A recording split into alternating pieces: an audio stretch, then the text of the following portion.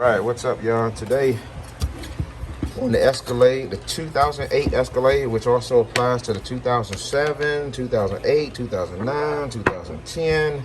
I think all the way up to like the 13 or 14, something like that. But today I did the motor mount, and this is the motor mount for the driver's side. Now remember, this is a two-wheel drive vehicle. The motor mount sits in the same place in the other ones, the four-wheel drives, but this was the two-wheel drive truck. So what I'm going to show you is the steps that I took to replace the one of my two-wheel drive truck. On YouTube, I see a lot of people taking the whole steering shaft and separating that and tying the steering wheel so it doesn't turn and all this other extra stuff. On my truck, I looked at it and I realized I don't think I have to do all that. So let me go to the truck and show you what I did. And then we'll come back to this and I'll explain it. So the very first thing I want you to think about when you do this on the two-wheel drive truck, first of all, get a ramp. Put it on a ramp, y'all. All you have to do is get one ramp. You see I have one ramp on it. I don't even have a second one on it. All I need is one ramp because this is the side. Remember, this is the motor mount for the driver's side. Just put a ramp under it. I think ramps are so much safer than trying to jack it up. But, you know, if you want to be bold enough to put it on a jack and jack stands, I mean, hey, do your thing. But I used a ramp, all right? So let me show you my next step. Let's climb up in the engine compartment. All right, so if you're doing a motor mount on your truck, I'm pretty sure you know how to take this plastic cover off, right? So easy, just pick it up and pull it out, okay? You got that part, you got that. But here's our motor mount down here.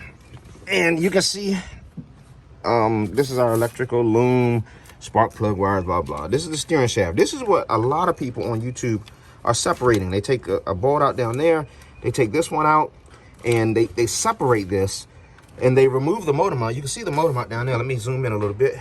There we go. You can see the motor mount. Trying to put my hand on. This is it. 1, 2. Come on. Where's the third screw? The third screw is right there. There it is. Y'all see it back there? 1, 2, and 3. Those are our 3 screws. So they take those 3 screws out, separate this shaft, and somehow they pull the motor mount up and they shift it forward and bring it out through here. Yeah, when I looked at it, I was like, why am I doing all that?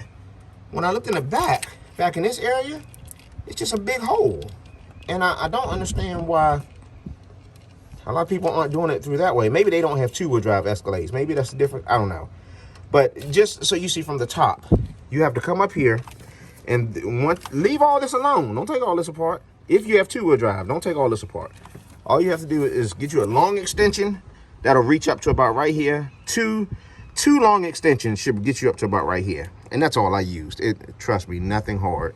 And just come down here with a little swivel, because you need a little bit of an angle. Loosen this bolt, take that one out, take that bolt out, and then that third bolt back there. Just take those 3 out, okay? And that's all you have to do. So now I'm going to go under the truck and show you what I did from under. Y'all, so here we go. We're under the truck. That's the front of the truck right there.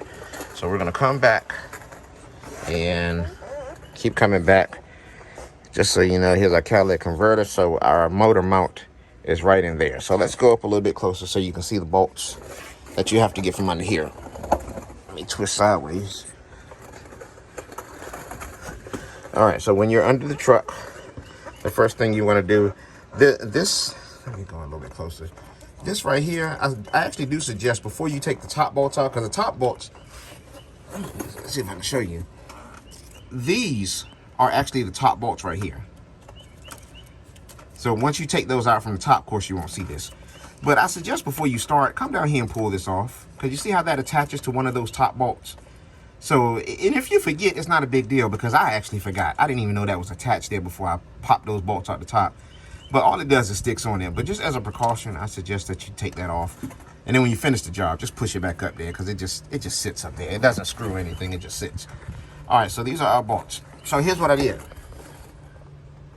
Just to give you an idea what's happening here. So you see our motor mount. This is the bottom section of it. The only thing I had to do, as I just showed you, pull that harness off. And I actually suggest taking this harness off too, that sensor. Just pull it, just push the clip down, pull it out, just let it hang. It's not a big deal. You just don't want to take any chances in breaking that. So once you get those, then if I go up just a little bit further, this creeper makes so much noise.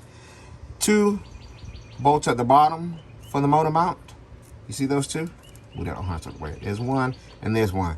Just get your extension These are 15 millimeter bolts. Get you an extension, get you a swivel, and just slowly work those out. There's also one up here. As you can see in this heat shield, there's a bolt in there, and there's one on the other side of the heat shield also. So that's your 4 bolts that attach. There's 4 that attach to the block, and then you have 3, of course, that you've taken out from the upper side when I showed you from the inside of the engine compartment. But let me show you why I went from down here. Once you get those out, let me get a wider angle here. Okay, I think that's better. Okay. So again, everybody goes from the front, takes that steering shaft out, but let's make this wide. Yeah, here's the motor mount here. The motor mount, our bottom bolts, here's our motor mount. Look at all of this space here. You see all of this? All of this is open, at least on a 2-wheel drive truck. All of this is open space right here. So I grabbed my motor mount, unbolted it, just pushed it up, and I was able to drag it out right in this area right here. Now let me tell you the key to that, and that's all I did. Open space, y'all. Just grab it, just pull it through here. It will come out. And that's also why I said unplug that sensor, because you're going to be, wiggling it out over here. Just unplugging that sensor, just make sure that you don't break it, and that plastic might be brittle, so you don't want to hit it. But that's all I did. So of course, when you unbolt it, the motor mount does not just slide out, okay, because the motor is sitting on it. But let me show you what I actually did. I got a jack under here because I was on the driver's side of the truck, and I put a jack under here, and where I jacked the truck up on this side of the oil pan.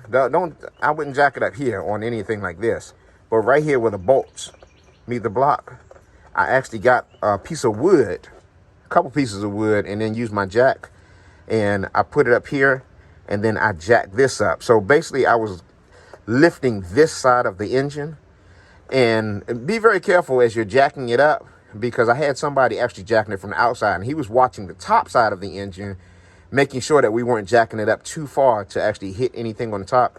You've got quite a bit of clearance, so you'll be fine while you're jacking it up. Just as a precaution, just watch the top side and make sure. But again, this is the driver's side of the oil pan, and I just used some wood to get under here, to get up to here, brace up to this, and just jacked it up on this brace here. Again, I don't know. I imagine this is strong enough, but I'm not suggesting that. Don't jack it up there. I wouldn't take any chances.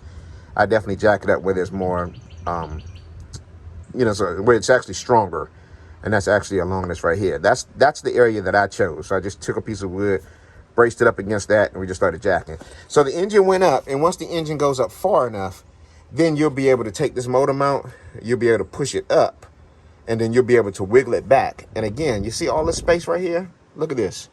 This is just wide open space right in front of the exhaust right there.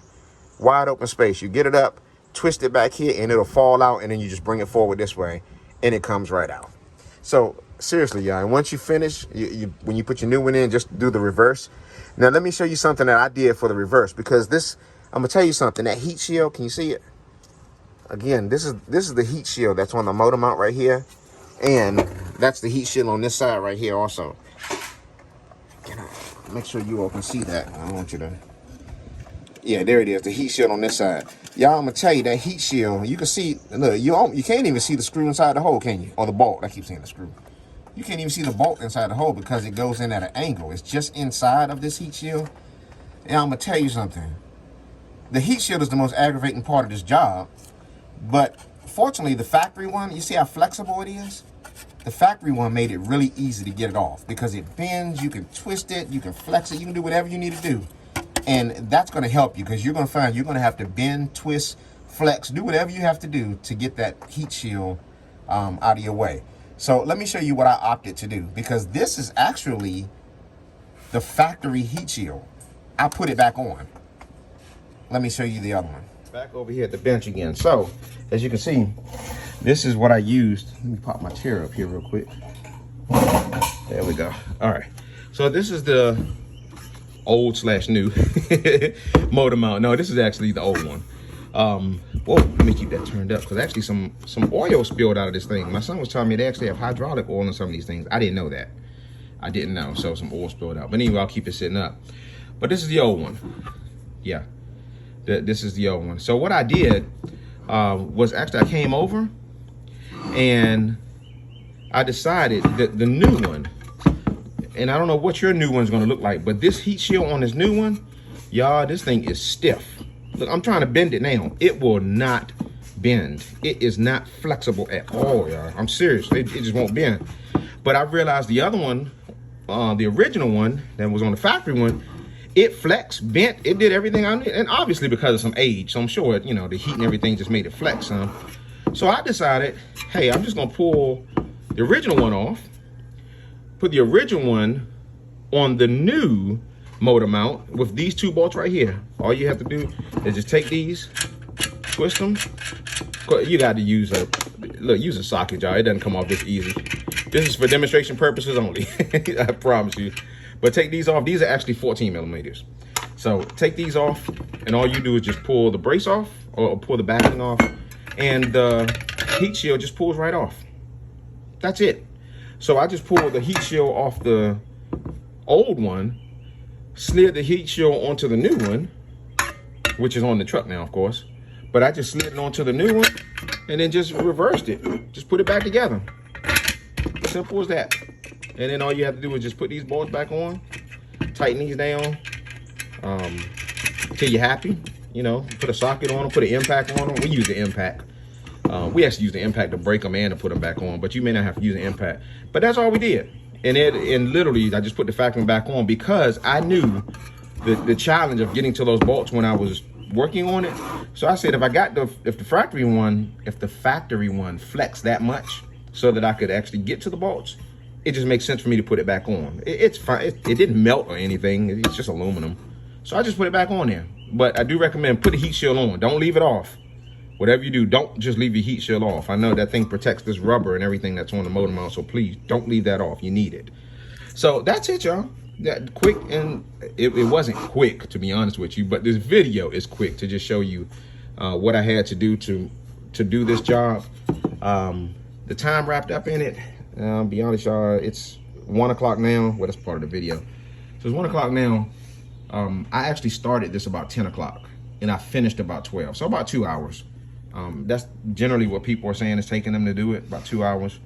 And that's what it took me. I just took my time. You know, if I had some different tools, I don't have all the tools that a lot of people have, but if I had some different ones, I probably could have done a little faster, and you can probably do it too. But about 2 hours is what I had to do. So just a heads up as to what you're going to be dealing with, but trust me, you can do it. And again, remember, this is the driver's side. This is not the passenger side. This is the driver's side motor mount that we just completed. So hopefully that was helpful to you all. You all have a good day, and please share the video out. Please, if your friends aren't subscribed, please subscribe. If you're watching this and you're not subscribed, we could use the subscribers. Please, y'all, please give us thumbs up too, and subscribe to the channel. So thanks again for watching, y'all.